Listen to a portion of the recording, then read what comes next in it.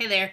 I have read your practicum log number 2 as well as your portfolios, your final portfolio projects. I've given you feedback. Know that just like any other time, your feedback from your portfolio, your practicum log is going to be in Typhon, and your portfolio is going to be in Blackboard.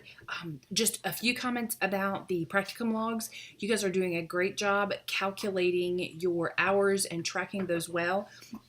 If you have any errors, you need to make sure you correct that prior to submitting your final log in week 8, because all of your hours have to be properly accounted for in Typhon. So make sure you're paying attention to the feedback that's being provided.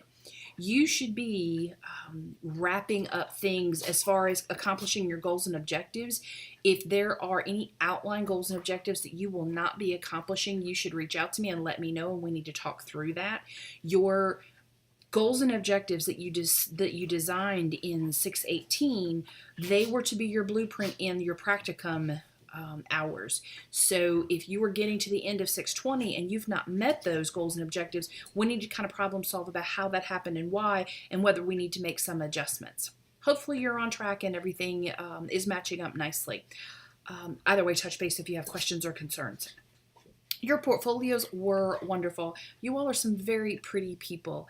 You are equally accomplished. I am amazed at some of the stuff you guys are doing just in your own practice environments. So appreciate your thoughtful approach to organizing your portfolio and using the Blackboard portfolio platform effectively. I know this was a new technology, and the first assignment or two can always be challenging when you're learning the technology, but you guys have done a great job.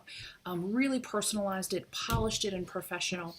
If you have any questions or concerns about your final product, touch base and let me know. We can talk through that.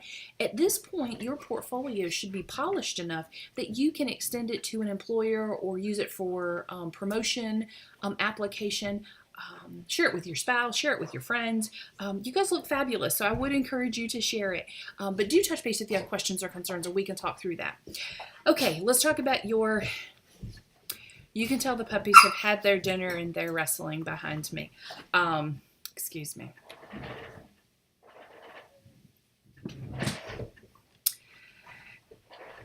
They're being called for their treat. Maybe they'll be busy for a few minutes.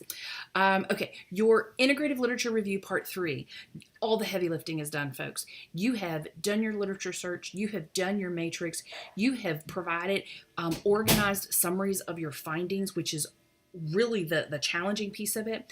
Part 3 accomplishes a few things. First, it looks at and evaluates your results. It looks at your summaries and it pulls findings from those summaries. You're going to go up and pull up significant results. This is the section where you're going to answer your question, your PICO question. You're going to be able to say, through my research, I have found the following things. It's the discussion piece of your article or your paper where you're not repeating everything you found in your summary section. What you're doing is you're taking those summaries and you're applying them to answering your question. So if your question was, is simulation a more effective way to teach undergraduate students CPR than a traditional lecture method? Then the answer you're going to do in this analysis section in Part 3 is going to be, this author has found that the use of simulation in the application of CPR with undergraduate students was effective. These are the studies that have said that. These authors said this piece that was very specific to this, or these authors didn't quite say this, but they said this. You're going to go through and explain how your research has answered your question. That's the analysis. Then you're going to go through and you're going to say, so what? Tell us why your findings matter. Who cares? I don't mean that in a dismissive way. Answer the question, who cares about this?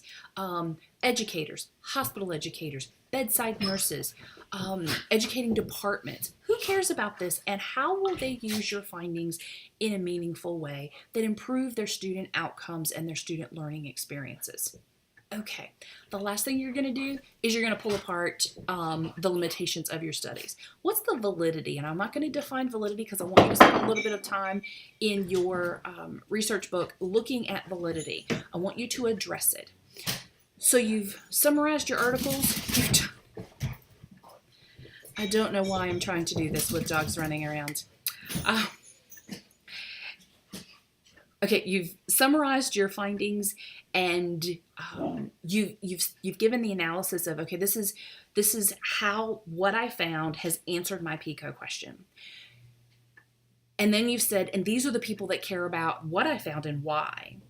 Well, as a good researcher, I'm going to look back at your methods and I'm going to go, okay, how do I know what they found is an accurate finding? I want you to deal with the limitations and the validity of your study. What did you do well? What are the areas for improvement if someone were to replicate your study? I want you to deal with validity. It's one of the things people gloss over in their final paper because partly they don't understand validity, and the other part is that it makes them a little uncomfortable to point out that their methods weren't always as stringent as they needed to be. I don't expect your methods to be perfect. I expect you to be honest as a researcher, to be able to say, these are the things I struggled with, and these are the things that I feel like I did well with, and this impacted my findings in this way. Okay, so I think, let me look at my notes. Okay, so that's it. This final version you do not need to include your matrix again. This final version should have level 1, level 2, and level 3 headings throughout your paper. You're going to organize them. Remember that level 1 headings are like chapter headings, level 2 headings are section headings, and level 3 are going to be the subsets or themes under those sections. Level 4 you may use depending on how deep you're doing in your analysis. Level 1, level 2, level 3 are expected. Start thinking about what's in your paper that you could create a table or a graph with for your poster. You don't have to do that in your paper unless you want to, but I would expect you to use some of your findings and organize them in a chart method to put on your poster. So, oh, and the other thing, a combined in-text citation. Combined in-text citations are when you find a group of authors who say the same thing in their research. Instead of repeating all 3 authors' individual findings, you make the statement of what the finding was, parentheses, and the alphabetic order of each of the groups of the findings with their years of publication. Okay, that is a combined in-text citation. This paper should use combined in-text citations in a scholarly manner. You should have them throughout your paper.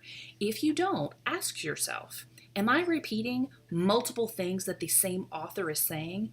It doesn't lead to succinct writing or well-organized writing. So I want you to be thinking of a way to create a succinct writing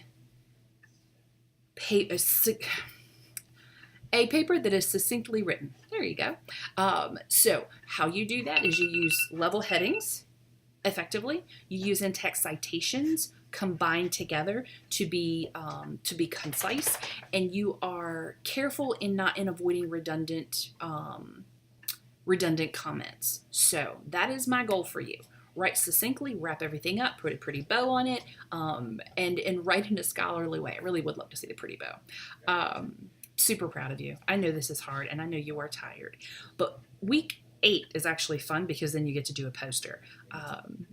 The rest that you're doing next week, it's housekeeping stuff, folks. This is something to be really, really proud of.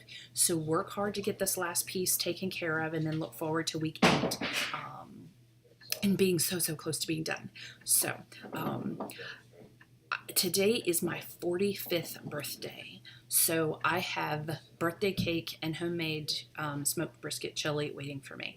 So I'm going to sign off. I hope whatever you are doing today, that you are having a fabulous day, that you feel God's blessing and His grace in your life, that you're settled by His peace, and that you are trusting in His comfort in the next couple of weeks. Hang in there. You are so close to being done. Take care.